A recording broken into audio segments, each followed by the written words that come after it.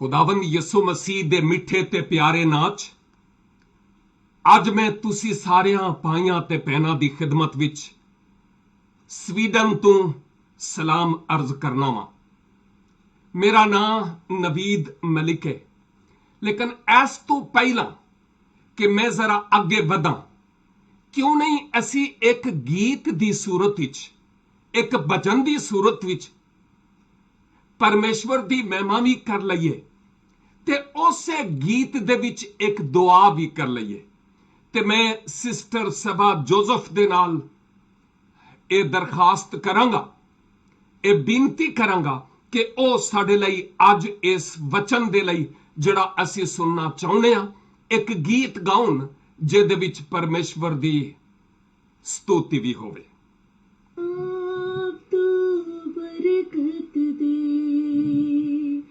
रूहे पाक तो बरकत दे, नाज़िल कर अपना कलाम, नाज़िल कर अपना कलाम, मुझे और मोहब्बत दे, ऐ बाप तू बरकत दे, रूहे पाक तू बरकत दे, रूहे पाक तू मुझसे बोल, मेरे दिल की आँखें खोल, रूहे पाक तू मुझसे बोल, मेरे दिल की आँखें खोल, जीवन जल मुझको पिला, जीवन जल मुझको पिला, है प्यार तेरा अनमोल, हर गाँव पे रक्षा कर, मेरे आगे आगे चल, हर गाँव पे रक्षा कर, मेरे आगे आगे चल, मेरा हाथ पकड़ ले तू, मेरा हाथ पकड़ ले तू, मेरे साथ तू रहे हर पल, मुझे खून से अपने धो, मेरी जान बदन रूह को, मुझे रूह से अपने धो, मेरी जान बदन रूह को, मेरी सोच बदल दे तू, मेरी सोच बदल दे तू,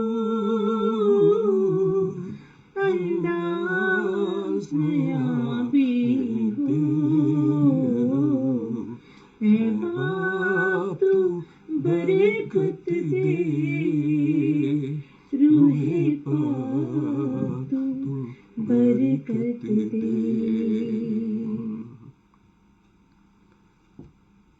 मैं परमेश्वर दा शुक्रगुजार हां कि उसने एक खूबसूरत समा मेरे जीवन विच बख्शिया है कि इस पवित्र वचन दा सेवक होने दे नाते नाल ਮੈਂ ਤੁਹਾਡੀ ਖਿਦਮਤ ਵਿੱਚ ਇਸ ਪਵਿੱਤਰ ਵਚਨ ਨੂੰ ਪਵਿੱਤਰ ਆਤਮਾ ਦੀ ਰਾਹੀਂ ਲੈ ਕੇ ਆਉਣ ਵਾਲਾ ਹੋਵਾਂ। ਤੇ ਜਿਵੇਂ ਪ੍ਰਾਰਥਨਾ ਕੀਤੀ ਗਈ ਹੈ, ਮੇਰਾ ਵਿਸ਼ਵਾਸ ਹੈ ਕਿ ਪਰਮੇਸ਼ਵਰ ਅੱਜ ਆਪਣੇ ਪਵਿੱਤਰ ਵਚਨ ਦੇ ਵਸੀਲੇ ਨਾਲ ਸਾਨੂੰ ਆਸ਼ੀਸ਼ ਦੇਵੇਗਾ। ਤੇ ਆਓ ਅਸੀਂ ਕੰਨ ਖੋਲ ਲਈਏ ਕਿ ਇਸ ਪਵਿੱਤਰ ਵਚਨ ਨੂੰ ਇਸ ਜ਼ਮਾਨੇ ਦੇ ਅਖੀਰ ਤੇ ਚੰਗੀ ਤਰ੍ਹਾਂ ਸੁਣ ਸਕੀਏ। ਸਾਡੇ ਕੰਨਾਂ 'ਚ ਕੋਈ ਹੋਰ ਆਵਾਜ਼ ਨਹੀਂ ਪੈਣੀ ਚਾਹੀਦੀ ਤੇ ਆਪਣੇ ਜ਼ਿਹਨਾਂ ਨੂੰ ਵੀ ਖੋਲ ਸਕੀਏ ਕਿ ਅੱਜ ਇਸ ਵਚਨ ਨੂੰ ਜਿਹੜਾ ਪਵਿੱਤਰ ਆਤਮਾ ਦੇ ਰਾਹੀਂ ਹੋਣ ਵਾਲਾ ਹੈ, ਉਸ ਪਵਿੱਤਰ ਵਚਨ ਨੂੰ ਅਸੀਂ ਸਮਝਣ ਵਾਲੇ ਹੋਈਏ। ਤੇ ਆਓ ਫਿਰ ਅਸੀਂ ਆਪਣੇ ਹਿਰਦੇ ਵੀ ਉਹਦੇ ਲਈ ਖੋਲ ਦਈਏ, ਤਾਂ ਜੇ ਇਸ ਕਲਾਮ ਨੂੰ ਸੁਣ ਕੇ ਇਸ ਕੰਨ ਚੋਂ ਤੇ ਫਿਰ ਇਸ ਕੰਨ ਚੋਂ ਬਾਹਰ ਨਹੀਂ ਕੱਢ ਦਈਏ, ਬਲਕਿ ਸਮਝ ਕੇ ਇਸ ਪਵਿੱਤਰ ਵਚਨ ਨੂੰ ਆਪਣੇ ਹਿਰਦੇ 'ਚ ਬਿਠਾਉਣ ਵਾਲੇ ਹੋਈਏ ਤੇ ਆਪਣਾ ਜੀਵਨ ਇਹਦੇ ਮੁਤਾਬਕ ਗੁਜ਼ਾਰਨ ਵਾਲੇ ਹੋਈਏ, ਤਾਂ ਜੇ ਪਰਮੇਸ਼ਵਰ ਸਾਨੂੰ ਆਸ਼ੀਸ਼ ਦੇਵੇ ਤੇ ਹਾਲਾਤ ਭਾਵੇਂ ਕਿਹੋ ਜਿਹੇ ਹੀ ਕਿਉਂ ਨਾ ਹੋਣ, ਅਸੀਂ ਵਿਸ਼ਵਾਸ ਦੇ ਨਾਲ ਆਪਣੇ ਵਿਸ਼ਵਾਸ ਦੇ ਬਾਨੀ ਤੇ ਕਾਮਲ ਕਰਨ ਵਾਲੇ ਯੀਸ਼ੂ ਮਸੀਹ ਨੂੰ ਵੇਖਦੇ ਰਹੀਏ। ਆਮੀਨ। ਅੱਜ ਜਿਸ ਮੌਜੂ ਤੇ ਤੁਹਾਡੇ ਨਾਲ ਮੈਂ ਗੱਲ ਕਰਨਾ ਚਾਹੁੰਦਾ, ਉਸ ਤੋਂ ਪਹਿਲਾਂ ਮੈਂ ਇਹ ਇਕਰਾਰ ਕਰਨਾ ਚਾਹੁੰਦਾ ਹਾਂ ਕਿ ਕਈ ਵਾਰੀ ਮਨ ਵਿੱਚ ਆਇਆ ਕਿ ਜੰਮਿਆ ਪਲਿਆ ਤੇ ਮੈਂ ਪਾਕਿਸਤਾਨ ਦੇ ਵਿੱਚ ਹਾਂ, ਹੁਣ ਮੈਂ ਸਵੀਡਨ ਵਿੱਚ ਹਾਂ, ਲੇਕਿਨ ਬੜਾ ਦਿਲ ਵਿੱਚ ਇਹ ਅਰਮਾਨ ਸੀ ਕਿ ਪਰਮੇਸ਼ਵਰ ਕਿਧਰੇ ਤੂੰ ਦਰਵਾਜ਼ੇ ਖੋਲ ਕਿ ਮੈਂ ਹਿੰਦੁਸਤਾਨ ਦੀ ਧਰਤੀ ਤੇ ਜਾ ਕੇ ਐਸ ਤੇਰੇ ਪਵਿੱਤਰ ਵਚਨ ਨੂੰ ਉੱਥੇ ਸੁਣਾਉਣ ਵਾਲਾ ਹੋਵਾਂ। ਲੇਕਿਨ ਜਿਹੜੀਆਂ ਹਕੂਮਤਾਂ ਤੇ ਸਰਕਾਰ ਦੀਆਂ ਹੱਦਬੰਦੀਆਂ ਨੇ, ਉਹਦੇ ਸਬਬੋਂ ਤੇ ਇੰਜ ਮੁਮਕਨ ਨਹੀਂ ਹੋ ਪਾਇਆ। ਲੇਕਿਨ ਜਿਹੜੀ ਸਭ ਤੋਂ ਵੱਡੀ ਸਰਕਾਰ ਹੈ ਨਾ, ਉਹ ਸੂਰਗ ਵਾਲੀ, ਆਕਾਸ਼ ਵਾਲੀ, ਬਾਦਸ਼ਾਹਾਂ ਦਾ ਬਾਦਸ਼ਾਹ, ਰਾਜਿਆਂ ਦਾ ਰਾਜਾ ਤੇ ਪਰਮੇਸ਼ਵਰਾਂ ਦਾ ਪਰਮੇਸ਼ਵਰ, ਉਹਨੇ ਹੁਣ ਹਵਾ ਦੇ ਦੋਸ਼ ਤੇ ਸਾਰੇ ਬੂਏ ਖੋਲ ਛੱਡੇ ਕਿ ਧਰਤੀ 'ਚ ਜਿੱਥੇ ਚਾਹੀਏ ਅਸੀਂ ਇਸ ਪਰਮੇਸ਼ਵਰ ਦੀ ਆਵਾਜ਼ ਨੂੰ ਲੋਕਾਂ ਦੇ ਸੌਣ ਵਾਲਿਆਂ ਕਮਰਿਆਂ ਤੀਕਰ ਵੀ ਪਹੁੰਚਾਉਣ ਵਾਲੇ ਹੋ ਸਕਾਂ। ਇਸ ਲਈ ਮੈਂ ਮਹਾਭਾਰਤ ਦੇਸ਼ ਲਈ ਪਰਮੇਸ਼ਵਰ ਦੇ ਹੁਜ਼ੂਰ ਪ੍ਰਾਰਥਨਾ ਕਰਨਾ ਵਾਂ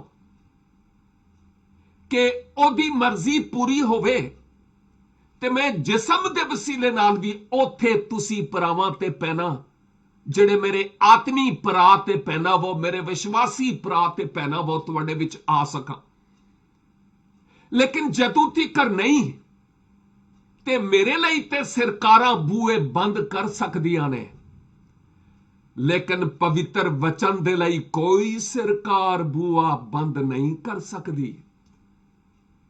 ਇਸੇ ਲਈ ਤੇ ਅੱਜ ਮੈਂ ਇਸ ਪਵਿੱਤਰ ਵਚਨ ਨੂੰ ਤੁਹਾਡੇ ਕੋਲ ਲੈ ਕੇ ਆਇਆ ਔਰ ਮੈਂ ਸ਼ੁਕਰਗੁਜ਼ਾਰ ਹਾਂ ਭਾਈ ਵਿਕਾਸ ਗੋਰੀ ਵਾਸਤੇ ਕਿ ਉਹਨਾਂ ਨੇ ਮੈਨੂੰ ਇਸ ਲਾਇਕ ਸਮਝਿਆ ਹੈ ਕਿ ਉਹਨਾਂ ਦੇ ਪੇਜ ਫਰੈਂਡਸ ਆਫ ਜੀਸਸ ਤੋਂ ਵੱਡੇ ਵੱਡੇ ਪਰਮੇਸ਼ਵਰ ਦੇ ਦਾਸ ਬੋਲੇ ਨੇ ਤੇ ਸ਼ੁਕਰਗੁਜ਼ਾਰ ਹਾਂ ਕਿ ਉਹਨਾਂ ਮੇਰੇ ਜਾਏ ਇੱਕ ਨਿੱਕੇ ਜਿਹੇ ਖਾਦਮ ਵਿਸ਼ਵਾਸੀ ਨੂੰ ਇਹ ਮੌਕਾ ਦਿੱਤਾ ਹੈ, ਸਮਾਂ ਦਿੱਤਾ ਹੈ।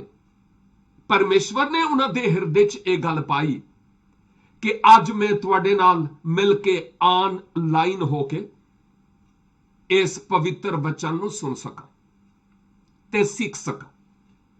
ਯਾਦ ਰੱਖਿਆ ਜੇ ਕਿ ਇਸ ਧਰਤੀ ਤੇ ਇਸ ਜ਼ਮਾਨੇ ਤੇ ਜਗਤ ਦਾ ਹੁਣ ਅੰਤ ਹੈ। ਬਹੁਤੀ ਗੁਜ਼ਾਰ ਬੈਠੇ ਹਾਂ, ਥੋੜੀ ਰਹਿ ਗਈ। ਤੇ ਹਾਲਾਤ ਦੱਸਦੇ ਨੇ ਕਿ ਪ੍ਰਭੂ ਯੀਸ਼ੂ ਮਸੀਹ ਬਦਲਾਂ ਤੇ ਛੇਤੀ ਆਉਣ ਵਾਲਾ ਹੈ। ਤੇ ਹਾਲਾਤ ਦੱਸਦੇ ਨੇ ਕਿ ਇਸ ਜਗਤ ਦਾ ਅੰਤ ਵੀ ਹੋਣ ਵਾਲਾ ਹੈ। ਔਰ ਉਸ ਤੋਂ ਪਹਿਲਾਂ ਕਿ ਪ੍ਰਭੂ ਯੀਸ਼ੂ ਮਸੀਹ ਆਉਣ, ਵਿਸ਼ਵਾਸੀਆਂ ਦੇ ਹੌਸਲੇ ਵਾਸਤੇ, ਉਹਨਾਂ ਦੀ ਇਨਕਰੇਜਮੈਂਟ ਵਾਸਤੇ, ਉਹਨਾਂ ਦੀ ਤਸੱਲੀ ਤੇ ਇਤਮਾਨਾਨ ਵਾਸਤੇ ਮੈਂ ਚੰਦ ਇੱਕ ਗੱਲਾਂ ਕਰਨਾ ਚਾਹੁੰਦਾ ਵਾਂ। ਕੁਝ ਦਿਨ ਪਹਿਲਾਂ ਮੈਂ ਸੁਣਿਆ ਕਿ ਉੜੀਸਾ ਦੇ ਵਿੱਚ ਕਿਵੇਂ ਇੱਕ ਟੀਨੇਜਰ ਜਵਾਨ ਪੁੱਤਰ ਨਾਲ ਕੀ ਹੋਇਆ। ਤੁਸੀਂ ਚੰਗੀ ਤਰ੍ਹਾਂ ਜਾਣਦੇ ਹੋ, 14 ਸਾਲ ਸ਼ਾਇਦ ਉਹਦੀ ਉਮਰ ਸੀ। ਹਿੰਦੁਸਤਾਨ ਦੇ ਵਿੱਚ ਤੇ ਪਾਕਿਸਤਾਨ ਦੇ ਵਿੱਚ ਤੇ ਇੰਜ ਲੱਗਦਾ ਹੈ ਕਿ ਹੁਣ ਤੇ ਪੂਰੇ ਜਗਤ ਦੇ ਵਿੱਚ ਜਿਹੜੇ ਵਿਸ਼ਵਾਸੀ ਨੇ ਉਹਨਾਂ ਲਈ ਸਮਾਂ ਕੋਈ ਸੌਖਾ ਨਹੀਂ, ਬਲਕਿ ਬੜਾ ਮੁਸ਼ਕਲ ਤੇ ਕਠਿਨ ਹੈ। ਕਿਉਂ ਹੈ ਭਲਾ? ਇਹਦੇ ਪਿੱਛੇ ਕੀ ਸਬਬ ਹੈ, ਮੈਂ ਤੁਹਾਨੂੰ ਦੱਸਣਾ ਚਾਹੁੰਦਾ ਵਾਂ। ਔਰ ਉਹਦਾ ਇੱਕ ਰੀਜ਼ਨ, ਉਹਦੀ ਇੱਕ ਵਜ੍ਹਾ ਇਹ ਵੇ ਕਿ ਜਦੋਂ ਤੱਕ ਅਸੀਂ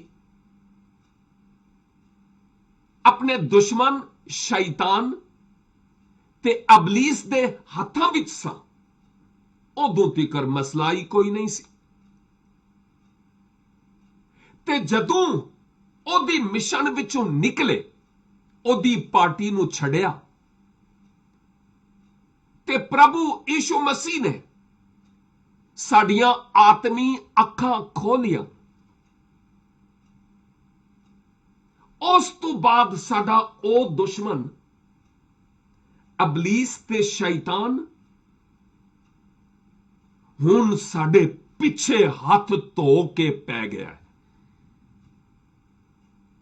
ਸਿਆਸੀ ਪਾਰਟੀਆਂ ਵੀ ਇੰਜੀ ਕਰਦੀਆਂ ਨੇ ਤੇ ਅਬਲੀਸ ਵੀ ਇੰਜੀ ਕਰਦਾ ਹੈ ਕਿ ਜਦੋਂ ਅਸੀਂ ਉਹਨੂੰ ਛੱਡ ਕੇ ਜੀਵਨ ਦੇਣ ਵਾਲੇ ਪ੍ਰਭੂ ਦੇ ਪਿੱਛੇ ਚੱਲਦੇ ਆ ਤੇ ਫਿਰ ਜੀਵਨ ਸੌਖਾ ਨਹੀਂ ਹੁੰਦਾ, ਇਸ ਧਰਤੀ ਤੇ ਮੁਸ਼ਕਲ ਹੁੰਦਾ ਹੈ। ਲੇਕਿਨ ਇਹ ਗੱਲ ਯਾਦ ਰੱਖਣ ਵਾਲੀ ਹੈ ਕਿ ਪ੍ਰਭੂ ਯੀਸ਼ੂ ਮਸੀਹ ਨੇ ਇਹ ਗੱਲ ਆਖੀ ਹੈ ਕਿ ਇਸ ਜਗਤ ਦੇ ਵਿੱਚ ਤੁਸੀਂ ਮੁਸੀਬਤ ਤੇ ਦੁੱਖ ਵਿੱਚੋਂ ਗੁਜ਼ਰੋਗੇ ਤੇ ਸਹੀ, ਲੇਕਿਨ ਯਾਦ ਰੱਖੋ ਕਿ ਮੈਂ ਇਸ ਜਗਤ ਤੇ ਗਾਲਿਬ ਆਇਆ ਵਾ, ਫਤਹ ਪਾਈ ਹੈ, ਵਿਕਟਰੀ ਹਾਸਲ ਕੀਤੀ ਹੈ। ਔਰ ਫਿਰ ਖੁਦਾਵੰਦ ਯਿਸੂ ਮਸੀਹ ਨੇ ਆਪਣੇ ਪਿੱਛੇ ਆਉਣ ਵਾਲਿਆਂ ਵਿਸ਼ਵਾਸੀਆਂ ਨੂੰ ਕੋਈ ਇਹੋ ਜਿਹਾ ਵਾਅਦਾ ਨਹੀਂ ਕੀਤਾ ਕਿ ਜਦੋਂ ਤੁਸੀਂ ਮੇਰੇ ਪਿੱਛੇ ਆਓਗੇ ਨਾ ਤੇ ਤੁਹਾਡਾ ਅਮਰੀਕਾ ਦਾ ਵੀਜ਼ਾ ਲੱਗ ਜਾਏਗਾ। ਜਦੋਂ ਤੁਸੀਂ ਮੇਰੇ ਪਿੱਛੇ ਆਓਗੇ ਤੇ ਤੁਹਾਨੂੰ ਬੰਗਲੌਰ ਦੇ ਵਿੱਚ ਬੰਗਲਾ ਮਿਲ ਜਾਣਾ ਹੈ। ਜਦੋਂ ਮੇਰੇ ਪਿੱਛੇ ਆਓਗੇ ਤੇ ਤੁਹਾਡਾ ਬੈਂਕ ਬੈਲੈਂਸ ਇੰਨਾ ਹੋ ਜਾਣਾ ਹੈ, ਤੁਹਾਡਾ ਬਿਜ਼ਨਸ ਬੜਾ ਕਾਮਯਾਬ ਹੋਣਾ ਹੈ। ਨਹੀਂ ਨਹੀਂ ਨਹੀਂ ਨਹੀਂ ਨਹੀਂ ਨਹੀਂ, ਪਰਮੇਸ਼ਵਰ ਨੇ ਇਸ ਤਰ੍ਹਾਂ ਦਾ ਕੋਈ ਸਾਡੇ ਨਾਲ ਵਾਅਦਾ ਨਹੀਂ ਕੀਤਾ। ਤੇ ਜੇ ਕਦੀ ਉਹਨੇ ਕੁਝ ਆਖਿਆ ਹੈ ਤੇ ਕੀ ਆਖਿਆ? ਸਭ ਕੁਝ ਦਾ ਨਿਚੋੜ ਇਹ ਕਿ ਮੇਰੇ ਪਿੱਛੇ ਆਉਣ ਵਾਲਿਓ, ਇਸ ਧਰਤੀ ਤੇ ਤੁਹਾਡੇ ਲਈ ਦੁੱਖ ਤੇ ਤਕਲੀਫਾਂ ਹੋਣਗੀਆਂ। ਇਹ ਜਿਹੜਾ ਸਫ਼ਰ ਹੈ ਨਾ, ਜਰਨੀ, ਇਹ ਸੌਖਾ ਨਹੀਂ ਹੋਏਗਾ, ਲੇਕਿਨ ਇਹ ਤੁਹਾਡੇ ਨਾਲ ਵਾਅਦਾ ਕਰਨਾ ਕਿ ਤੁਹਾਡੀ ਜਿਹੜੀ ਮੰਜ਼ਲ ਹੈ ਨਾ, ਡੈਸਟਨੀ, ਉਹ ਬੜੀ ਖੂਬਸੂਰਤ ਹੋਵੇਗੀ। ਇਸ ਗੱਲ ਨੂੰ ਚੰਗੀ ਤਰ੍ਹਾਂ ਪੱਲੇ ਬੰਨ ਲੈਣ ਦੀ ਲੋੜ ਹੈ। ਤੇ ਮੇਰੇ ਪ੍ਰਿਯ ਭਰਾਓ ਤੇ ਭੈਣੋ, ਭਾਵੇਂ ਤੁਸੀਂ ਇਸ ਵੇਲੇ ਹਿੰਦੁਸਤਾਨ ਦੇਸ਼ ਵਿੱਚ ਇਸ ਵਚਨ ਨੂੰ ਸੁਣ ਰਹੇ ਹੋ, ਜਾਂ ਪਾਕਿਸਤਾਨ ਦੀ ਧਰਤੀ 'ਚ, ਜਾਂ ਦੁਨੀਆ 'ਚ ਜਿੱਥੇ ਕਿਧਰੇ ਵੀ ਤੁਸੀਂ ਇਸ ਵੇਲੇ ਇਸ ਵਚਨ ਨੂੰ ਸੁਣ ਰਹੇ ਹੋ, ਜੇ ਕਦੀ ਤੁਹਾਨੂੰ ਇੰਜ ਲੱਗਦਾ ਹੈ ਕਿ ਪ੍ਰਭੂ ਯੀਸ਼ੂ ਮਸੀਹ ਦੇ ਸਬਬੋਂ ਤੁਸੀਂ ਦੁੱਖ ਤੇ ਤਕਲੀਫ ਤੇ ਅਜ਼ੀਅਤ ਵਿੱਚੋਂ ਗੁਜ਼ਰ ਰਹੇ ਹੋ, ਤੇ ਸ਼ਾਦਮਾਨ ਹੋਵੋ, ਕਿਉਂਕਿ ਖੁਦਾਵੰਦ ਯਿਸੂ ਮਸੀਹ ਦੇ ਪਿੱਛੇ ਚੱਲਣ ਦਾ ਇਹ ਇੱਕ ਸਾਈਨ ਤੇ ਇੱਕ ਨਿਸ਼ਾਨ ਹੈ ਕਿ ਜਿਹੜਾ ਕੋਈ ਪ੍ਰਭੂ ਯੀਸ਼ੂ ਮਸੀਹ ਦੇ ਪਿੱਛੇ ਚੱਲੇਗਾ, ਉਹਨੂੰ ਸਤਾਇਆ ਜਾਵੇਗਾ, ਪਰਸੀਕਿਊਟ ਕੀਤਾ ਜਾਵੇਗਾ, ਇਜ਼ਾਰ ਸਾਨੀ ਵਿੱਚੋਂ ਗੁਜ਼ਰੇਗਾ, ਮੁਸੀਬਤਾਂ ਦੇ ਟਨਲ ਚੋਂ ਉਹਨੂੰ ਗੁਜ਼ਰਨਾ ਪਵੇਗਾ। ਇਹ ਤੇ ਪੱਕੀ ਗੱਲ ਹੈ, ਪਵਿੱਤਰ ਆਤਮਾ ਦੀ ਗੱਲ ਹੈ।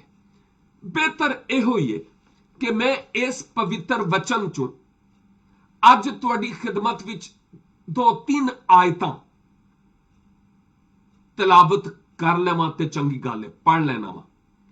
ਮੈਂ ਮੁਕੱਦਸ ਮਤੀ ਦੀ ਮਾਰਫਤ ਲਿਖੀ ਗਈ ਇੰਜੀਲ ਤੇ ਇਹਦਾ 24 ਅਧਿਆਇ, ਮਾਫ ਕਰਨਾ, ਮਤੀ ਦੀ ਮਾਰਫਤ ਲਿਖੀ ਗਈ ਇੰਜੀਲ, ਇਹਦਾ 16 ਬਾਬ ਤੇ ਉਹਦੀ 24 ਆਇਤ ਤੋਂ ਇੱਥੇ ਲਿਖਿਆ ਹੋਇਆ, ਉਸ ਵੇਲੇ ਯਿਸੂ ਨੇ ਆਪਣੇ ਚੇਲਿਆਂ ਨੂੰ ਆਖਿਆ ਕਿ ਜੇ ਕਦੀ ਕੋਈ ਮੇਰੇ ਪਿੱਛੇ ਆਣਾ ਚਾਹਵੇ ਤੇ ਆਪਣੀ ਖੁਦੀ, ਆਪਣੀ ਮੈਂ ਦਾ ਇਨਕਾਰ ਕਰੇ, ਤੇ ਫਿਰ ਕੀ ਕਰੇ?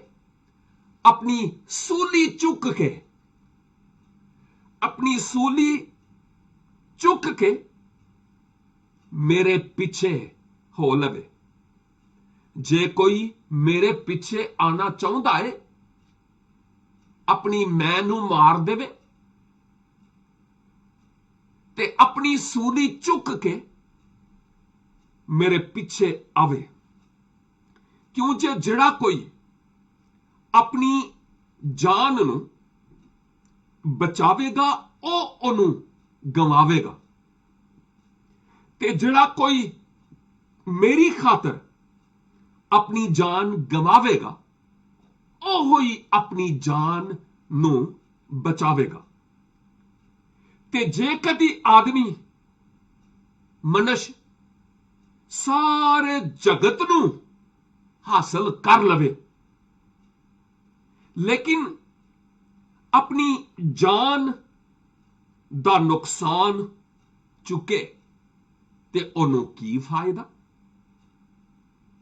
ਜਾਂ ਆਦਮੀ ਆਪਣੀ ਜਾਨ ਦੇ ਬਦਲੇ ਕੀ ਦੇਵੇਗਾ?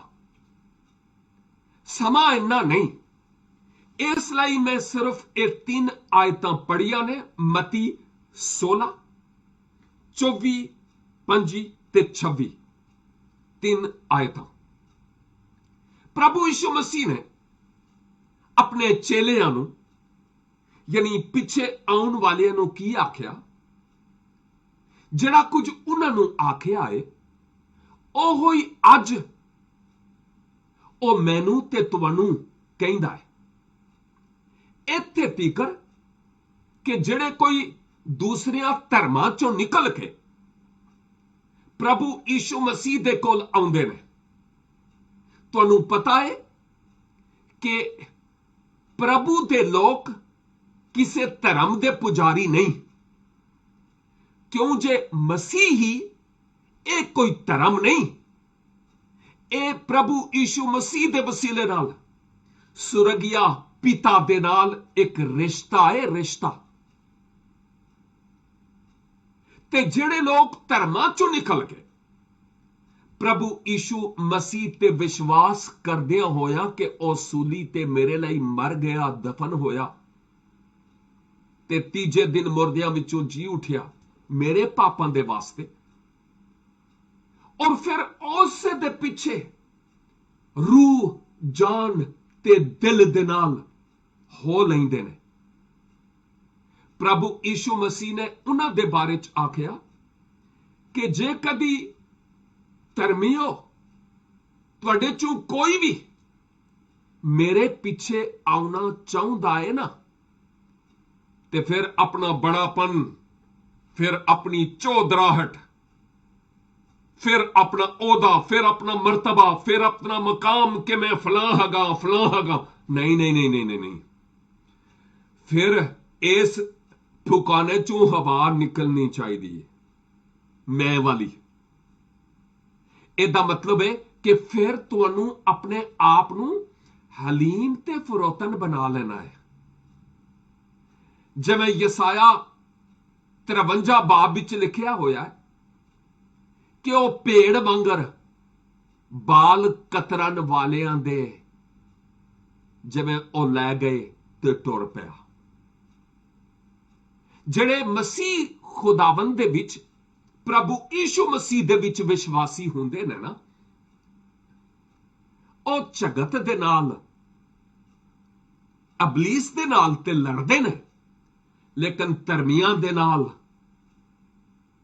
ਉਹਨਾਂ ਦੀ ਕੋਈ ਲੜਾਈ ਨਹੀਂ, ਕਿਉਂਕਿ ਧਰਮੀ ਲੋਕ ਤੇ ਸਾਡਾ ਫੀਲਡ ਨੇ ਜਿੱਥੇ ਜਾ ਕੇ ਪ੍ਰਭੂ ਦੇ ਪ੍ਰੇਮ ਦੀ ਪ੍ਰਚਾਰ ਕਰਨੀ ਹੈ, ਔਰ ਪਵਿੱਤਰ ਆਤਮਾ ਹੈ ਜਿਹੜਾ ਉਹਨਾਂ ਲੋਕਾਂ ਦੇ ਜੀਵਨ ਨੂੰ ਤਬਦੀਲ ਕਰ ਸਕਦਾ ਹੈ।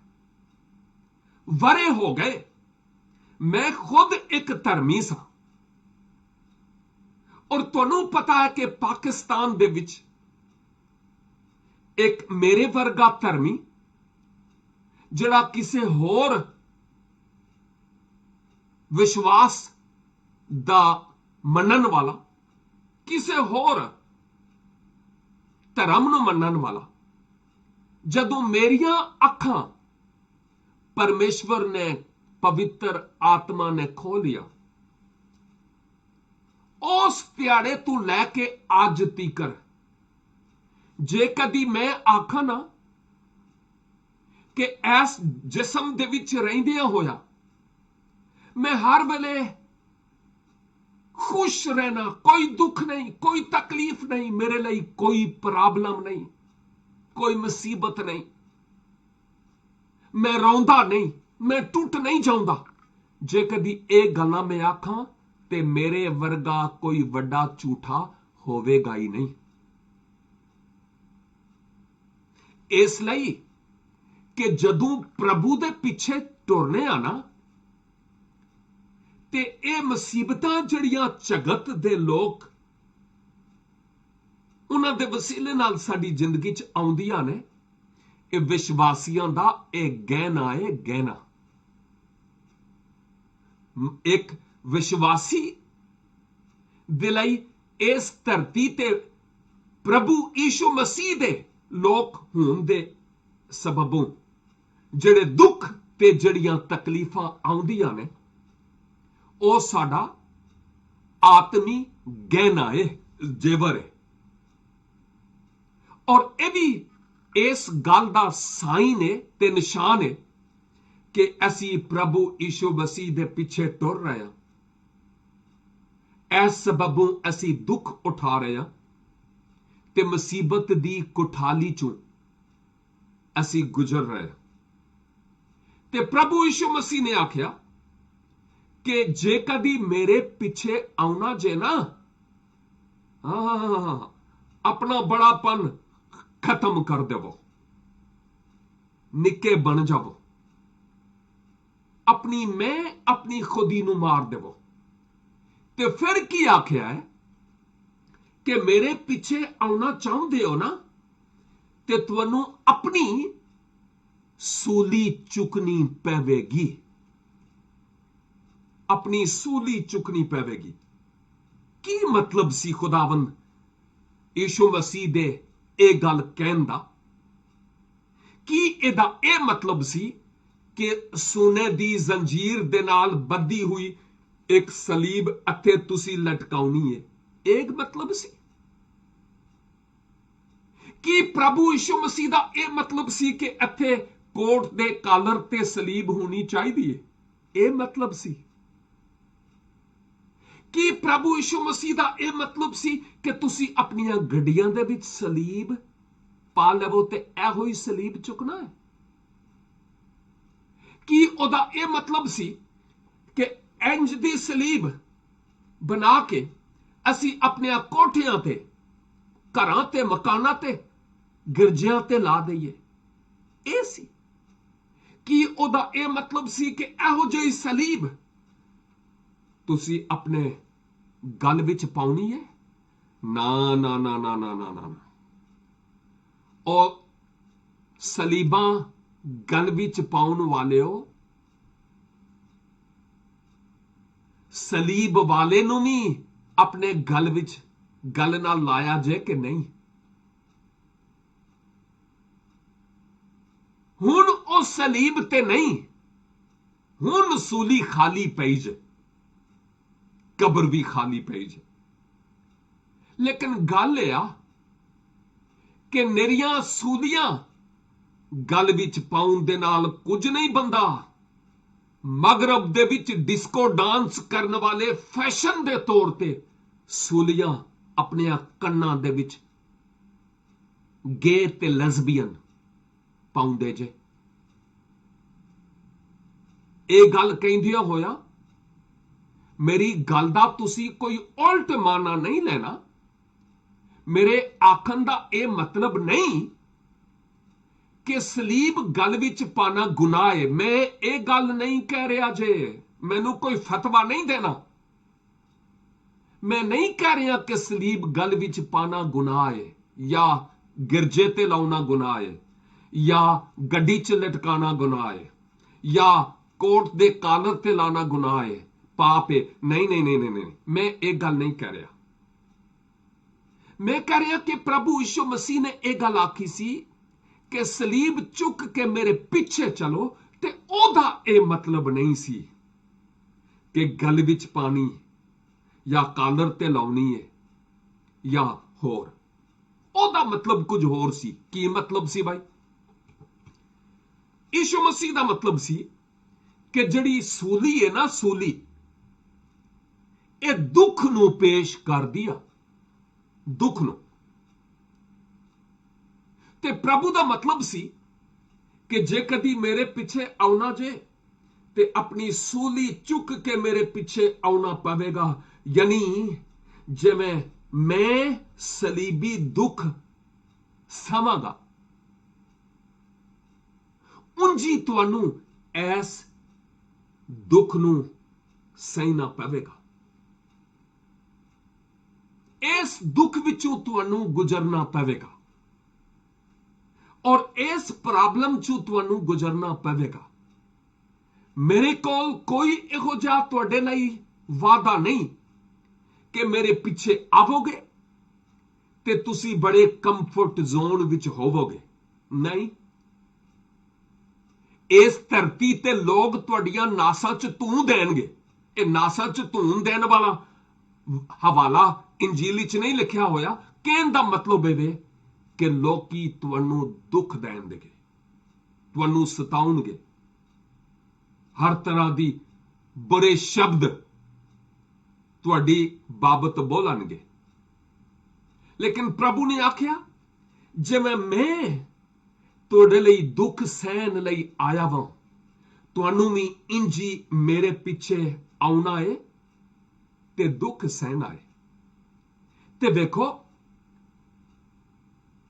ਜਦੋਂ ਖੁਦਾਵੰਦ ਯਿਸੂ ਮਸੀਹ ਦੇ, ਪ੍ਰਭੂ ਯਿਸੂ ਮਸੀਹ ਦੇ ਉਹ ਜਿਹੜੇ ਸ਼ੁਰੂ ਦੇ ਵਿੱਚ ਚੇਲੇ ਸਨ, ਇੱਕ ਦੇ ਸਿਵਾ ਬਾਕੀ ਸਾਰਿਆਂ ਦੇ ਸਾਰਿਆਂ ਨੇ ਪ੍ਰਭੂ ਯੀਸ਼ੂ ਮਸੀਹ ਤੇ ਵਿਸ਼ਵਾਸ ਕਰਨ ਦੇ ਸਬਬੋਂ ਤੇ ਇਸ ਖੁਸ਼ਖਬਰੀ ਦੀ ਪ੍ਰਚਾਰ ਕਰਨ ਦੇ ਸਬਬੋਂ ਉਹਨਾਂ ਦੀ ਹੱਤਿਆ ਕੀਤੀ ਗਈ, ਉਹਨਾਂ ਦੀ ਜਾਨ ਲੈ ਲਿੱਤੀ ਗਈ। ਔਰ ਜਾਨ ਲੈਣ ਵਾਲੇ ਹੈ ਤੇ ਬੰਦੇ ਹੀ ਸਨ, ਮਨੁੱਖ ਸਨ, ਲੇਕਿਨ ਉਹਨਾਂ ਦੇ ਪਿੱਛੇ ਅਬਲੀਸ ਯਾਨੀ ਦੁਸ਼ਮਣ ਸੀ, ਜਿਹਦੇ ਹੱਥ ਵਿੱਚ ਉਹਨਾਂ ਦਾ ਰਿਮੋਟ ਕੰਟਰੋਲ ਸੀ।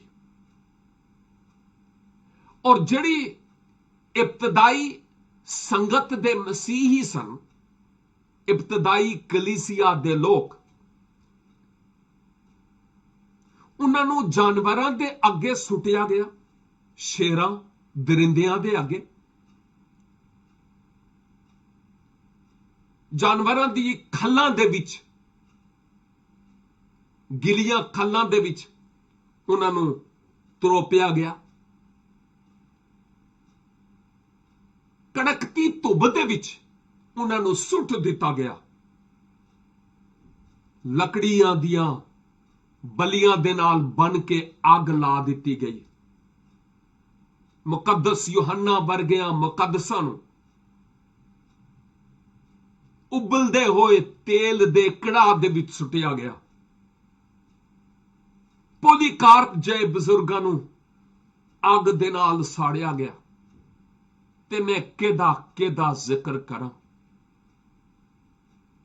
ਉਹਨਾਂ ਸਾਰਿਆਂ ਨੇ ਆਪਣੀ ਜਾਨ ਗਵਾਈ ਪ੍ਰਭੂ ਯੀਸ਼ੂ ਮਸੀਹ ਦੇ ਕਹਿਣ ਦੇ ਬਾਰੇ ਚ ਕਿ ਜਿਹੜਾ ਕੋਈ ਆਪਣੀ ਜਾਨ ਗਵਾਵੇਗਾ ਉਹ ਆਪਣੀ ਜਾਨ ਬਚਾਵੇਗਾ। ਤੇ ਪ੍ਰਭੂ ਯੀਸ਼ੂ ਮਸੀਹ ਤੇ ਵਿਸ਼ਵਾਸ ਦੇ ਸਬਬੋਂ ਉਹਨਾਂ ਨੇ ਆਪਣੀ ਜਾਨ ਗਵਾਈ ਹੈ। ਤੇ ਮੇਰੇ ਪ੍ਰਿਯ ਭਰਾਓ ਤੇ ਭੈਣੋ, ਜੇ ਕਦੀ ਅੱਜ ਪ੍ਰਭੂ ਯੀਸ਼ੂ ਮਸੀਹ ਤੇ ਵਿਸ਼ਵਾਸ ਦੇ ਸਬਬੋਂ ਪਾਪੀ ਮਨੁੱਖ ਤੇ ਇਹ ਜਗਤ ਤੁਹਾਡੇ ਬਰਖਲਾਫ ਉੱਠ ਖਲੋਂਦਾ ਹੈ ਤੇ ਇਹ ਕੋਈ ਨਵੀਂ ਗੱਲ ਨਹੀਂ।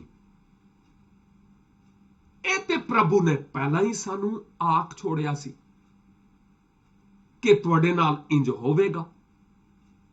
ਤੇ ਜੇ ਕਦੀ ਅੱਜ ਹੋ ਰਿਹਾ ਹੈ ਨਾ, ਤੇ ਇਹ ਇਸ ਗੱਲ ਦੀ ਦਲੀਲ ਹੈ ਕਿ ਅਸੀਂ ਖੁਦਾਵੰਦ ਹਾਂ ਔਰ ਸਾਡੇ ਪ੍ਰਭੂ ਯੀਸ਼ੂ ਮਸੀਹ ਦੀਆਂ ਜਿਹੜੇ ਸ਼ਬਦ ਨੇ, ਗੱਲਾਂ ਨੇ, ਉਹ ਅੱਜ ਪੂਰੀਆਂ ਹੋ ਰਹੀਆਂ ਨੇ। ਉਹ ਸੱਚਾ ਹੈ ਤੇ ਬਰਕ ਹੈ। ਉਹ ਜਿਹਾ ਹੋਰ ਕੋਈ ਪਰਮੇਸ਼ਵਰ ਹੈ ਨਹੀਂ। ਇਸੇ ਲਈ ਤੇ ਇਹ ਉਹ ਗੱਲਾਂ ਨੇ ਜਿਹੜੀਆਂ ਪ੍ਰਭੂ ਨੇ ਸਾਡੀ ਜ਼ਿੰਦਗੀ 'ਚ ਸਾਡੇ ਨਾਲ ਕੀਤੀਆਂ ਨੇ। ਤੇ ਜੇ ਕਦੀ ਪਰਮੇਸ਼ਵਰ ਦੇ ਲੋਕ ਹੋਣ ਦੇ ਨਾਤੇ ਨਾਲ ਅਸੀਂ ਆਖਾਂ ਕਿ ਮੇਰੀ ਜ਼ਿੰਦਗੀ 'ਚ ਕੋਈ ਦੁੱਖ ਤੇ ਕੋਈ ਤਕਲੀਫ ਨਾ ਹੋਵੇ, ਇਹ ਹੋ ਨਹੀਂ ਸਕਦਾ। ਲੇਕਿਨ ਪ੍ਰੋਬਲਮ ਇਹ ਆ ਕਿ ਅੱਜ ਦਾ ਜਿਹੜਾ ਵਿਸ਼ਵਾਸੀ ਹੈ ਨਾ, ਮੈਂ ਅਕਸਰ ਇਹ ਗੱਲ ਕਹਿਣਾ ਵਾਂ, ਉਹ ਲਹੂ ਦੇਣ ਵਾਲਾ ਨਹੀਂ, ਉਹ ਮਜਨੂ ਵਾਂਗਰ ਚੂਰੀਆਂ ਖਾਉਣ ਵਾਲਾ ਹੈ। ਲਹੂ ਦੇਣ ਵਾਲਾ ਨਹੀਂ। ਉਹ ਵਿਸ਼ਵਾਸੀ, ਉਹ ਸੇਵਕੀ ਜਿਹੜੇ ਪ੍ਰਭੂ ਦੀ ਸੇਵਾ ਦੇ ਵਿੱਚ ਇਸ ਖੁਸ਼ਖਬਰੀ ਦੇ ਵਚਨ ਨੂੰ ਉਹਨਾਂ ਲੋਕਾਂ ਤੀਕਰ ਲੈ ਕੇ ਜਾਂਦੇ ਨੇ ਜਿਹੜੇ ਵਿਸ਼ਵਾਸੀ ਨਹੀਂ, ਜਿਹੜੇ ਹਨੇਰੇ 'ਚ ਨੇ। ਅਸਲ ਵਿੱਚ ਉਹ ਹੀ ਸਹੀ ਸੇਵਾ ਹੈ ਜਿਹੜੀ ਕਰਨ ਦੀ ਲੋੜ ਹੈ। ਲੇਕਿਨ ਅਸੀਂ ਇਹੋ ਜਿਹੇ ਵਿਸ਼ਵਾਸੀ ਹਾਂ ਕਿ 4 ਗਿੱਠ ਦਾ ਇੱਕ ਗਿਰਜਾ ਬਣ ਗਿਆ। ਅਸੀਂ ਸਮਝਨੇ ਹਾਂ ਹੁਣ ਮੇਰੀ ਬਾਦਸ਼ਾਹੀ ਕਾਇਮ ਹੋ ਗਈ, ਮੈਂ ਵੀ ਬੈਠ ਕੇ ਖਾਵਾਂਗਾ ਤੇ ਮੇਰਾ ਔਤਣ ਪੋਤਣ ਆਉਣ ਵਾਲੀਆਂ ਪੁਸ਼ਤਾਂ ਵੀ ਇੱਥੇ ਹੀ ਬਹਿ ਕੇ ਖਾਉਣਗੀਆਂ। ਫਿਰ ਗਿਰਜਾ ਤੇ 4 ਦੀਵਾਰੀ, ਉਸ ਤੋਂ ਬਾਅਦ ਬਾਹਰ ਜਾਣਿਆ ਮੌਤ ਪੈਂਦੀ ਏ ਬਹੁਤਿਆਂ ਨੂੰ। ਇਹ ਗੱਲਾਂ ਸਖਤ ਨੇ, ਸ਼ਬਦ ਸਖਤ ਨੇ, ਲੇਕਿਨ ਹੈ ਇੰਜੀ ਜੇ। ਅੱਜ ਇਸ ਜ਼ਮਾਨੇ ਦੇ ਵਿੱਚ ਸਾਨੂੰ ਇਸ ਪ੍ਰਭੂ ਯੀਸ਼ੂ ਮਸੀਹ ਦੇ ਵਚਨ ਨੂੰ ਬਾਹਰ ਦੇ ਲੋਕਾਂ ਦੇ ਨਾਲ ਜਾ ਕੇ ਸ਼ੇਅਰ ਕਰਨ ਦੀ ਲੋੜ ਹੈ, ਤਾਂ ਜੇ ਉਹ ਵੀ ਤਾਰੀਕੀ ਚੋਂ ਨਿਕਲ ਕੇ ਨੂਰ ਵਿੱਚ ਆਉਣ, ਪਾਪਾਂ ਤੋਂ ਉਹ ਮਾਫੀ ਪਾਉਣ ਤੇ ਅੰਤ ਜੀਵਨ ਪਾਉਣ। ਤੇ ਉਹ ਤਦੋਂ ਹੀ ਹੋਵੇਗਾ ਜਦੋਂ ਉਹ ਪ੍ਰਭੂ ਯੀਸ਼ੂ ਮਸੀਹ ਦੇ ਅੱਗੇ ਆ ਕੇ ਆਪਣੇ ਆਪ ਨੂੰ ਨਿਵਾ ਦੇਣਗੇ। ਤੇ ਫਿਰ ਮੈਨੂੰ ਪਤਾ ਹੈ ਹਿੰਦੁਸਤਾਨ ਦੀ ਧਰਤੀ ਤੇ ਬਹੁਤ ਸਾਰੇ ਮੁਕੱਦਸਾਂ ਨੇ ਆਪਣੇ ਲਹੂ ਦੇ ਨਾਲ ਤਾਰੀਖ ਲਿਖੀ ਹੈ, ਭਾਵੇਂ ਬਾਹਰ ਦਿਆਂ ਮਿਸ਼ਨਰੀਆਂ ਨੇ ਜਾ ਕੇ ਆਪਣੀ ਜਾਨ ਦਿੱਤੀ ਜਾਂ ਉੱਥੇ ਮੌਜੂਦ ਵਿਸ਼ਵਾਸੀਆਂ ਨੇ ਪ੍ਰਭੂ ਯੀਸ਼ੂ ਮਸੀਹ ਲਈ ਜਾਨ ਦਿੱਤੀ ਹੈ। ਇਸੇ ਲਈ ਅੱਜ ਇਸ ਖੁਸ਼ਖਬਰੀ ਦਾ ਕਲਾਮ ਹਿੰਦੁਸਤਾਨ ਦੇ ਵਿੱਚ ਫੈਲ ਰਿਹਾ ਹੈ, ਔਰ ਮੈਂ ਪ੍ਰਭੂ ਦਾ ਸ਼ੁਕਰ ਅਦਾ ਕਰਨਾ ਵਾ ਕਿ ਜਲੰਧਰ ਦੇ ਵਿੱਚ, ਪੰਜਾਬ ਦੇ ਵਿੱਚ, ਲੁਧਿਆਣਾ ਚ ਔਰ ਬਹੁਤ ਸਾਰੇ ਪੂਰੇ ਇਵਨ ਇੱਥੇ ਤੀਕਰ ਕੇ ਮੁੰਬਈ ਦੇ ਵਿੱਚ ਵੀ, ਦਿੱਲੀ ਦੇ ਵਿੱਚ ਵੀ ਬੇਸ਼ੁਮਾਰ ਇਹੋ ਜਿਹੇ ਲੋਕ ਨੇ ਜਿਹੜੇ ਮੂਰਤੀ ਪੂਜਾ ਕਰਦੇ ਸਨ। ਪ੍ਰਭੂ ਯੀਸ਼ੂ ਮਸੀਹ ਦਾ ਸ਼ੁਕਰ ਹੋਏ ਕਿ ਤੁਹਾਡੇ ਜਿਹਾਂ ਵਿਸ਼ਵਾਸੀਆਂ ਦੇ ਸਬਬੋਂ ਉਹਨਾਂ ਦੇ ਤਾਰੀਕ ਹਿਰਦੇ ਦੇ ਵਿੱਚ ਇੱਕ ਲੋ ਜਲੀਏ ਤੇ ਉਹ ਹਨੇਰੇ ਚੋਂ ਨਿਕਲ ਕੇ ਨੂਰ ਤੇ ਉਜਾਲੇ ਵਿੱਚ ਆ ਗਏ ਨੇ। ਮੈਂ ਤਾਰੀਕ ਵਿੱਚ ਸਾਂ ਤੇ ਜਦੋਂ ਮੈਂ ਖੁਦਾਵੰਦ ਯਿਸੂ ਮਸੀਹ ਪ੍ਰਭੂ ਯੀਸ਼ੂ ਮਸੀਹ ਤੇ ਵਿਸ਼ਵਾਸ ਕੀਤਾ, ਆਪਣਾ ਦਿਲ ਖੋਲਿਆ, ਆਖਿਆ ਪ੍ਰਭੂ ਮੈਂ ਇੱਕ ਪਾਪੀ ਮਨੁੱਖ ਹਾਂ,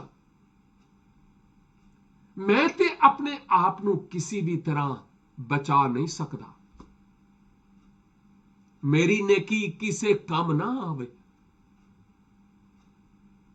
ਤੇ ਫਿਰ ਭੇਤ ਖੁੱਲਿਆ ਏ ਕਿ ਤੈਨੂੰ ਪਰੇਸ਼ਾਨ ਹੋਣ ਦੀ ਲੋੜ ਨਹੀਂ, ਤੇਰੀ ਕੀਮਤ 2000 ਸਾਲ ਤੋਂ ਵੱਧ ਹੋ ਗਏ ਨੇ, ਸੂਲੀ ਤੇ ਪਹਿਲਾਂ ਹੀ ਅਦਾ ਕੀਤੀ ਜਾ ਚੁੱਕੀ ਏ। ਉਹਨੇ ਆਪਣੇ ਲਹੂ ਦੇ ਨਾਲ ਤੇਰੇ ਪਾਪਾਂ ਦਾ ਦਾਮ ਚੁਕਾ ਛੜਿਆ।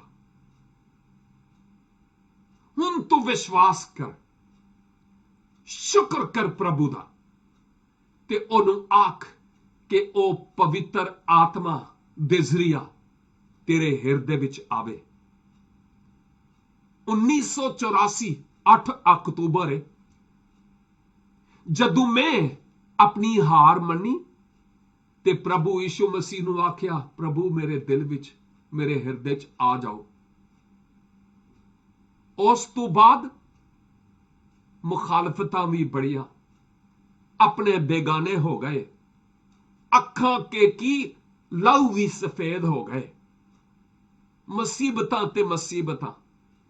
ਲੇਕਿਨ ਸ਼ੁਕਰ ਹੋਏ ਕਿ ਪ੍ਰਭੂ ਯੀਸ਼ੂ ਮਸੀਹ ਨੇ ਮੈਨੂੰ ਛੱਡਿਆ ਨਹੀਂ, ਥਾਂ ਥਾਂ ਲਾਈ ਫਿਰਦਾ ਹੈ ਪੂਰੇ ਜਗਤ ਦੇ ਵਿੱਚ ਔਰ ਬੇਸ਼ੁਮਾਰ ਮੁਲਕਾਂ ਦੇ ਵਿੱਚ ਇਸ ਇੰਜੀਲ ਦਾ ਦੀਪ ਜਲਾਉਣ ਵਾਸਤੇ ਲੈ ਕੇ ਜਾਂਦਾ ਹੈ, ਤਾਂ ਜੇ ਬਹੁਤੇਰਿਆਂ ਵਿਸ਼ਵਾਸੀਆਂ ਦੇ ਵਿਸ਼ਵਾਸ ਹੋਰ ਜ਼ਿਆਦਾ ਮਜ਼ਬੂਤ ਹੋਣ ਤੇ ਜਿਹੜੇ ਲੋਕ ਹਾਲ ਤੀਕਰ ਪ੍ਰਭੂ ਨੂੰ ਜਾਣਦੇ ਨਹੀਂ, ਉਹ ਪ੍ਰਭੂ ਨੂੰ ਜਾਣ ਸਕਣ ਤੇ ਅੰਤ ਜੀਵਨ ਪਾਉਣ ਵਾਲੇ ਹੋਣ। ਤੇ ਮੈਂ ਉਹਦਾ ਸ਼ੁਕਰ ਕਰਨਾ ਵਾ ਕਿ ਇਸ ਛੋਟੇ ਜਿਹੇ ਦਾਸ, ਇਸ ਸੇਵਕ ਦੀ ਸੇਵਾ ਦੇ ਸਬਬੋਂ ਖੁਦਾਵੰਦ ਪਰਮੇਸ਼ਵਰ ਦੀ ਸਤੂਤੀ ਹੋਵੇ, ਉਹਦੀ ਆਰਾਧਨਾ ਹੋਵੇ ਕਿ ਬਹੁਤ ਸਾਰੇ ਲੋਕ ਜਿਹੜੇ ਉਹਦੀ ਮੰਡਲੀ ਦੇ ਨਹੀਂ ਸਨ, ਉਹਦੇ ਰੇਵੜ ਵਿੱਚ ਸ਼ਾਮਲ ਨਹੀਂ ਸਨ, ਉਹਦੇ ਬਾੜੇ ਵਿੱਚ ਸ਼ਾਮਲ ਨਹੀਂ ਸਨ। ਐਸ ਸੇਵਕ ਦੀ ਸੇਵਾ ਦੇ ਸਬਬੋਂ ਪਵਿੱਤਰ ਆਤਮਾ ਨੇ ਉਹਨਾਂ ਦੀ ਰਾਹਨਮਾਈ ਕੀਤੀ ਹੈ ਤੇ ਉਹ ਉੱਥੋਂ ਨਿਕਲ ਕੇ ਹੁਣ ਪ੍ਰਭੂ ਯੀਸ਼ੂ ਮਸੀਹ ਦੇ ਪਿੱਛੇ ਤੁਰ ਰਹੇ ਨੇ। ਤੇ ਜਦੋਂ ਵੀ ਕੋਈ ਨਵਾਂ ਪ੍ਰਾਹੁਣਾ ਪ੍ਰਭੂ ਤੇ ਵਿਸ਼ਵਾਸ ਕਰਨਾ ਚਾਹੁੰਦਾ ਹੈ, ਮੈਂ ਉਹਨੂੰ ਇੱਕ ਗੱਲ ਜ਼ਰੂਰ ਕਹਿਣਾ ਕਿ ਪੁੱਤਰ ਗੱਲ ਇਹ ਆ ਕਿ ਪ੍ਰਭੂ ਯੀਸ਼ੂ ਮਸੀਹ ਦੇ ਪਿੱਛੇ ਆ ਤੇ ਸਹੀ, ਲੇਕਿਨ ਕੀਮਤ ਅਦਾ ਕਰਨੀ ਪਵੇਗੀ ਤੈਨੂੰ। ਜਿਹਨੇ ਸੂਲੀ ਤੇ ਮੇਰੇ ਲਈ ਤੇ ਤੁਹਾਡੇ ਲਈ ਕੀਮਤ ਅਦਾ ਕੀਤੀ ਏ, ਉਹ ਸਾਡੇ ਕੋਲੋਂ ਵੀ ਕੀਮਤ ਮੰਗਦਾ ਹੈ।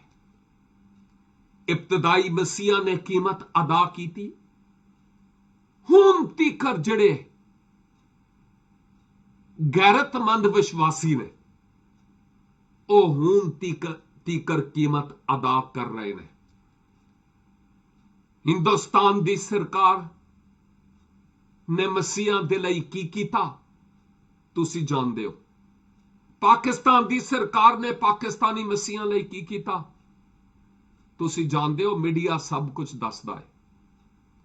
ਉਂਝ ਤੇ ਕਹਿੰਦੇ ਨੇ ਉਹ ਜੀ ਕੋਈ ਗੱਲ ਨਹੀਂ ਅਸੀਂ ਤੁਹਾਡੇ ਨਾਲ ਹਾਂ, ਲੇਕਿਨ ਨਾਲ ਸਾਡੇ ਉਹ ਹੀ ਹੈ। ਕਿਸੇ ਸਰਕਾਰ ਨੇ ਕੋਈ ਸਾਥ ਨਹੀਂ ਦਿੱਤਾ ਮਾਸਵਾ ਉਹਦੇ। ਲਿਹਾਜ਼ਾ ਅੱਜ ਮੈਂ ਤੁਹਾਡੀ ਸੇਵਾ ਦੇ ਵਿੱਚ ਇਹੋ ਹੀ ਸ਼ਬਦ ਬੋਲਾਂਗਾ, ਇਹੋ ਹੀ ਆਖਾਂਗਾ ਕਿ ਇਸ ਇੰਜੀਲ ਦੀ ਪ੍ਰਚਾਰ ਕਰਦੇ ਤੋਰੀ ਜਾਵੋ। ਹਾਲੇ ਦਿਨ ਹੈ ਤੇ ਸਮਾਂ ਵੀ ਹੈ। ਉਹ ਰਾਤ ਨਹੀਂ ਆਈ ਜਦੋਂ ਕੋਈ ਸ਼ਖਸ ਕੁਝ ਵੀ ਨਹੀਂ ਕਰ ਪਾਵੇਗਾ।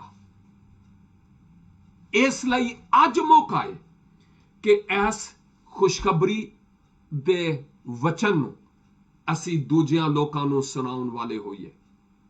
ਉਹਨਾਂ ਤੋਂ ਨਾ ਡਰੋ ਜਿਹੜੀ ਸਾਡੇ ਜਿਸਮ ਨੂੰ ਕਤਲ ਕਰਦੇ ਨੇ, ਹੱਤਿਆ ਕਰਦੇ ਨੇ। ਉਸ ਤੋਂ ਡਰਨ ਦੀ ਲੋੜ ਹੈ ਜਿਹੜਾ ਇਸ ਜਸਦ ਨੂੰ ਵੀ ਤੇ ਰੂਹ ਨੂੰ ਵੀ ਦੋਵਾਂ ਨੂੰ ਉਸ ਬਲਦੀ ਅੱਗ ਵਿੱਚ ਸੁੱਟ ਸਕਦਾ ਹੈ। ਉਹਦੇ ਤੋਂ ਡਰਨ ਦੀ ਲੋੜ ਹੈ।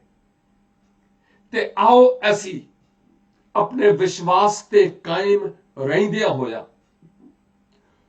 ਆਤਮੀ ਜੰਗ ਲੜਦੇ ਤੁਰੀ ਜਾਈਏ, ਪ੍ਰਾਰਥਨਾ ਕਰਦੇ ਤੁਰੀ ਜਾਈਏ। ਸਾਡੇ ਹਿਰਦੇ ਨੇ ਉਹਦੇ ਹਿਰਦੇ ਦੇ ਨਾਲ ਮਿਲ ਕੇ ਧੜਕਣ ਵਾਲੇ ਹੋਣ। ਰੂਹਾਂ ਨੂੰ ਅਸੀਂ ਬਚਾਉਣ ਵਾਲੇ ਹੋਈਏ ਔਰ ਇਸ ਖੁਸ਼ਖਬਰੀ ਦੇ ਵਚਨ ਨੂੰ ਕੌਮਾਂ ਤੇ ਉਮਤਾਂ ਤੀਕਰ ਅਸੀਂ ਲੈ ਕੇ ਜਾਉਣ ਵਾਲੇ ਹੋਈਏ।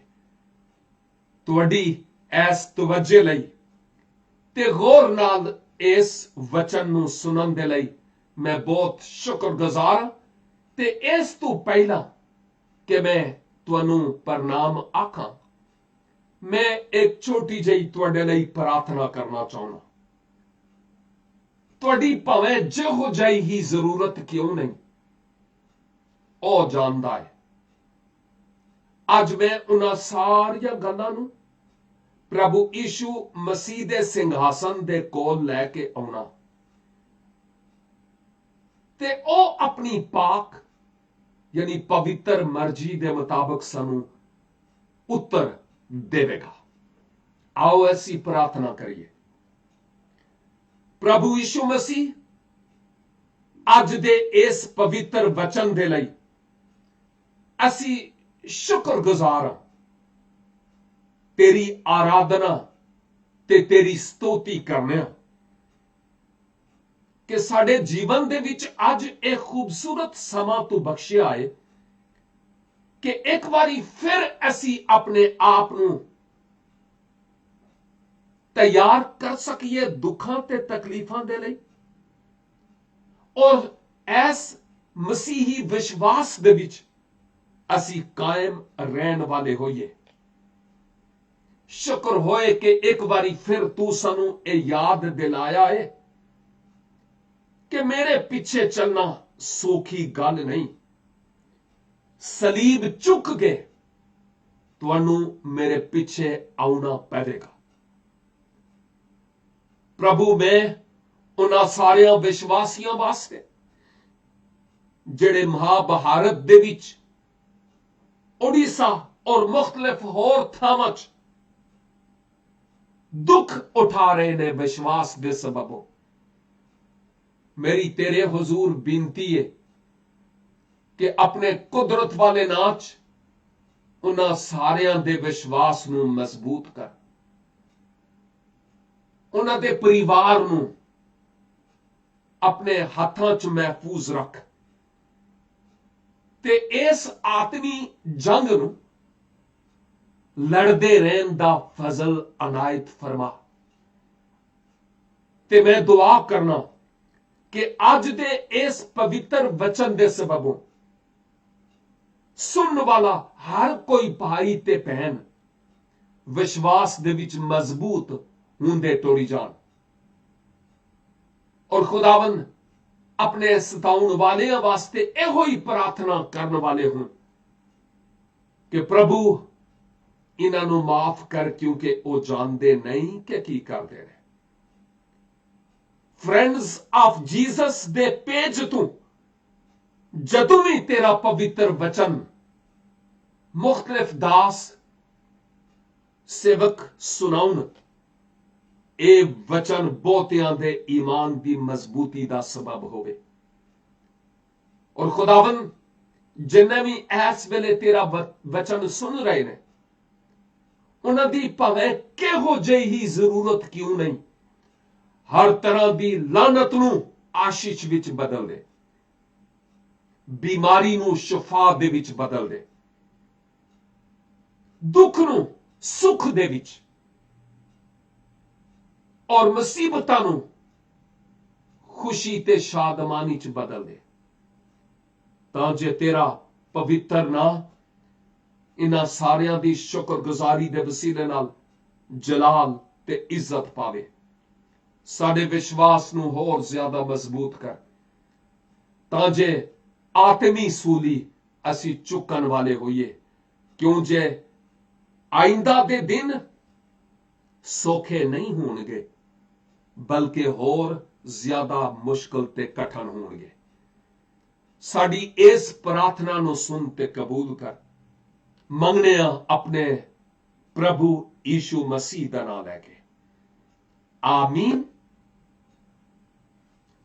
ਪਰਮੇਸ਼ਵਰ ਤੁਸੀਂ ਸਾਰਿਆਂ ਨੂੰ ਆਸ਼ੀਸ਼ ਦੇਵੇ, ਤੇ ਜੇ ਕਦੀ ਉਹਦੀ ਮਰਜ਼ੀ ਹੋਈ ਤੇ ਫਿਰ ਕਿਸੇ ਵੇਲੇ ਤੁਹਾਡੀ ਖਿਦਮਤ ਵਿੱਚ ਸੇਵਾ ਵਿੱਚ ਹਾਜ਼ਰ ਹੋਵਾਂਗਾ। ਤਦੋਂ ਤੀਕਰ ਖੁਦਾਵੰਦ ਪਰਮੇਸ਼ਵਰ ਤੁਹਾਡੇ ਨਾਲ ਰਹੇ। ਆਮੀਨ।